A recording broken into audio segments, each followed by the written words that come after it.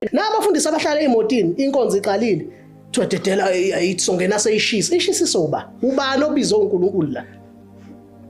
ubani obizwe lalelani bafundisi kufanele uwazi umoya operator la ushumayela khona ake ngilinganisa amadimoni attacker noma ikuphi umfundisi lithi iBhayibheli baza yabona makuthiwa besilalela kahle sifundisisa kahle izwi malikhuluma ngebishop ukuthi ibishop umuntu onjani lithi umuntu ofuna labe isibonelo uyisibonelo kanjani ungemuva thina sikhonza wena uhlele emotini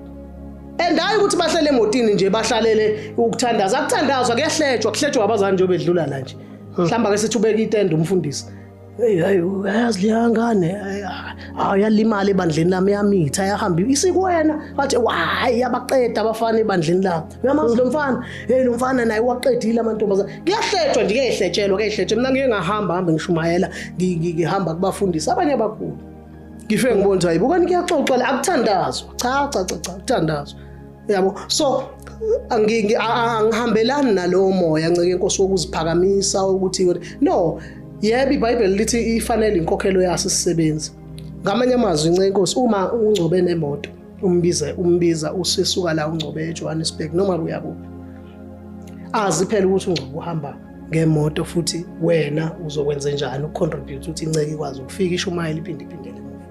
yebo leyo nto yazi and iBhayibheli uMatthew chapter 10 uyaveza ukuthi ningaphathi lutho lendlela ngoba uNkulunkulu wayekholwa ukuthi phambili sokufica uyabona kodwa not ukuthi sikudemande sizokufica phambili so uthi ke ningaphathi lutho hambani uyabona ngaphathi ngishijazele so sambeke ke masihamba kodwa futhi ke iqiniso lithi ngelenzeke lelo verse namajazi amaningi kangaka namhlanje